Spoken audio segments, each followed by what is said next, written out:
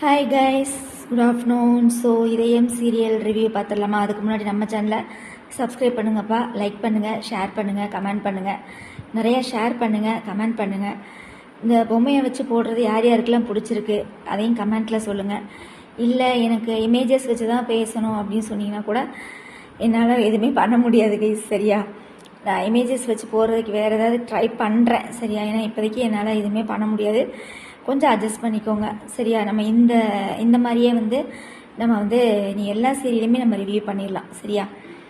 Okay, இதயம் serial episode இன்றைக்கி எப்படி போச்சு அப்படின்னா, பரவாயில்ல கைஸ், ரொம்ப ஆகா ஓகோ அப்படின்ற மாதிரிலாம் இல்லை. ஸோ என்ன நடந்தது அப்படின்னா, நம்ம பாரதி மேடம் ஆதியை இப்போ என்ன அவரை திட்டணுமா அப்படின்னு சொல்லிட்டு போயிருப்பாங்க இல்லையா? சும்மா போட்டு கிளின்னு கிளிக்கிறாங்க ஆதியை.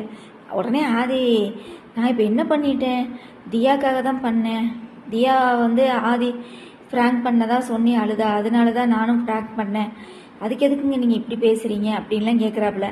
என்னமோ உங்களுக்கு எனக்கும் ஏதோ ஒரு தீர்க்க முடியாத ஏதோ ஒரு பிரச்சனை இருக்க மாட்டிருக்குது, அதை மனசில் வச்சுட்டு தான் நீங்கள் பேசுகிறீங்க அப்படிங்கிறாப்புல ஆதி. உடனே பாரதி அதெல்லாம் ஒன்றும் இல்லை, அதாவது ஒரு தப்பு செய்கிறாங்க, ஆனால் அந்த தப்போட பின் விளைவுகள் எப்படி பாதிக்கும் அடுத்தவங்களை அப்படிங்கிறத யோசிக்காமல் பண்ணிடுறாங்க. அது மட்டும் இல்லாமல், நான் என்னங்க சின்ன தப்பு தானேங்க பண்ணேன், நீங்கள் எதுக்குங்க இப்படி பேசுகிறீங்க அப்படிங்கிறாப்புல.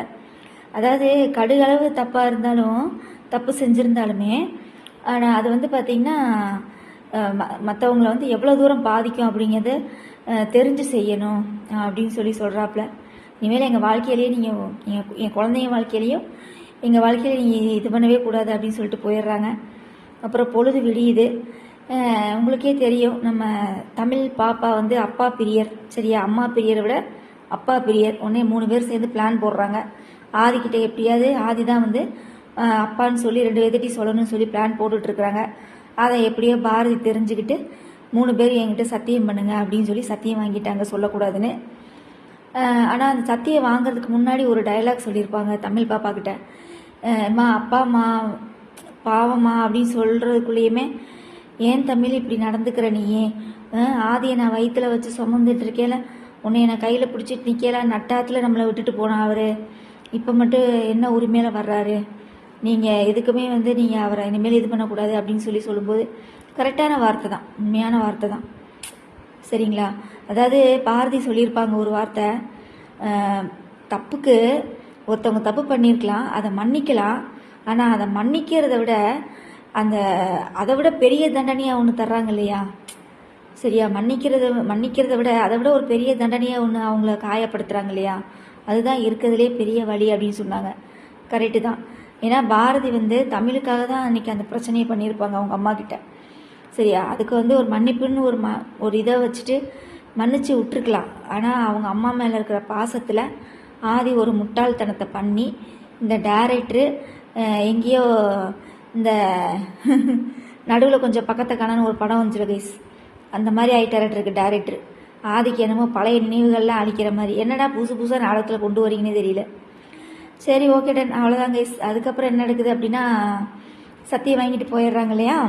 உடனே பாட்டி, சாரதா, தமிழ் எல்லாம் உட்காந்து இது பண்ணிகிட்டு இருக்கிறாங்க. தமிழ் பாப்பா அழுதுட்டு இருக்குது.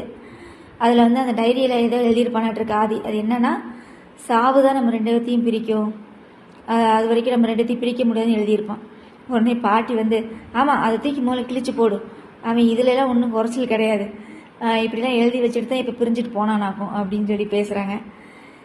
அதே பாட்டி என்ன சொல்லுது, சத்தியம் சக்கரை பொங்கல் மாதிரியாம்மா, ஒரு நல்லது நடக்கணும்னா எவ்வளவோ பொய் சத்தியம் பண்ணலாம் அப்படிங்குது. அதான் நாடகத்தில் தான் எல்லாமே சொல்லித்தர்றாங்க மக்களுக்கு, சரியா? சத்தியங்கிறது எவ்வளோ ஒரு உண்மையான வார்த்தை, அதுக்கு எவ்வளோ நம்ம கட்டுப்பட்டு நடக்கணுங்கிறதே தெரிய மாட்டேங்குது. சரி, ஓகே டன். அதுக்கப்புறம் இங்கே ஆஃபீஸை காமிக்கிறாங்க. அதுதான் நம்ம மித்ரா மேடம் இருக்காங்களா, மித்ரா மேடம், அவங்க தான் கல்யாணம் முடிஞ்ச 1 வாரத்தில் அமெரிக்கா போகிறதா பிளான் பேசிகிட்டு இருந்தாங்களே. அவங்க அண்ணனுக்கு ஃபீலிங்காமா தங்கச்சி போகிறான்னு, அதனால் 3 மாதமாவது என் கூட இருமான்னு கேட்குறாரு. ஆதியை மட்டும் எப்படியாவது 3 மாதம் இருக்க வச்சிட்டோம்னா நல்லா இருக்கும்ண்ணா அப்படின்னு சொல்லி பிளான் போட்டுட்ருக்காங்க. அதுக்குள்ளே ஒரு ஏதோ பிஸ்னஸ் ஸ்டார்ட் பண்ணுறாராமா, அதை வச்சு ஆதியை இருக்க வைக்கிறதா பிளான் போட்டுட்ருக்காங்க. கரெக்டாக ஆதி உள்ளே என்ட்ராகிறாப்புல. என்ட்ரானோடனே இந்த மாதிரி சொன்னோன்னே, சரி 3 மாதம் தானே இருந்து முடிச்சு கொடுத்துட்டே போயிடலாம் அப்படிங்கிறாப்புல ஆதி. இந்த 3 மாதத்தில் என்னென்ன நடக்க போகுதுன்னு தெரியல. வெயிட் பண்ணி பார்க்கலாம். ஓகேவா? ஸோ ரிவ்யூ பண்ணிடலாமா? இதான் கைஸ் இன்றைக்கி எபிசோட் நடந்தது. வேறு எதுவும் இம்பார்ட்டண்ட்டாக இல்லை. இன்னும் ஆஃபீஸில் வந்து பாரதி வந்து ஆதியை பார்க்கல. சரிங்களா? சும்மா மேம்போக்கா ஆதியை வந்து வீட்டில் பார்த்துருக்காப்புல, ஸ்கூலில் பார்த்துருக்காப்புல, இன்னும் ஆஃபீஸில் பார்க்கல இல்லையா? இனிமேல் தான் ட்விஸ்டே இருக்க மாட்டிருக்குது. அதுக்கப்புறம் வந்து வேறு என்ன கைஸ் நான் ரிவ்யூ பண்ணுறது இந்த சீரியலை? நம்ம ஜனனியை விட இவங்க வந்து கொஞ்சம் பரவலாமல் தான் நடிக்கிறாங்க. இருந்தாலும் பரவாயில்ல. எக்ஸ்ப்ரெஷன்ஸ்லாம் கொஞ்சம் நல்லா இருக்குது.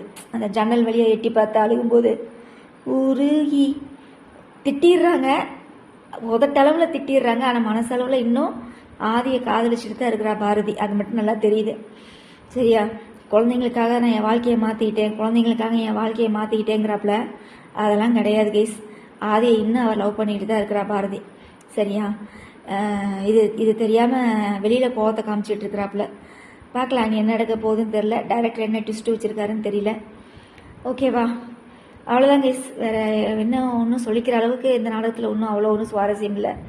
மற்ற நாடகமெல்லாம் நான் இனிமேல் அப்படியே 1 by 1 போடுறேன். கெட்டி மேளம், அப்புறம் சந்தியா ராகம், வீரா சீரியல் இப்போ ரீசெண்டாக தான் நேற்று தான் போட்டேன். நிறைய பேர் பார்த்துருந்தீங்க, ரொம்ப நன்றி.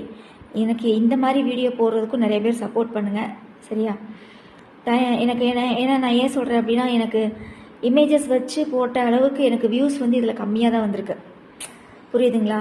அது மட்டும் இல்லாமல் நான் அனலிட்டிக்ஸில் போய் பார்த்தாலுமே சப்ஸ்கிரைப் பண்ணாமல் தான் என் சேனலில் நிறைய பேர் பார்க்குறீங்க. சப்ஸ்கிரைப் பண்ணுங்க, சப்போர்ட் பண்ணுங்கள். சரிங்களா? சப்போர்ட் பண்ணுங்கள். தமிழனே சப்போர்ட் பண்ணலைன்னா என்ன பண்ணுறது? சப்ஸ்கிரைப் பண்ணிவிட்டு பார்த்தீங்கன்னா எங்களுக்கு ஒரு சந்தோஷமாக இருக்கும்ல. ஓகேவா? ஓகே கைஸ், பாய். அடுத்த சீரியலில் பார்க்கலாம். ஓகே, உங்களோட சப்போர்ட்டை கொடுத்துட்டே இருங்க. ரொம்ப நன்றி.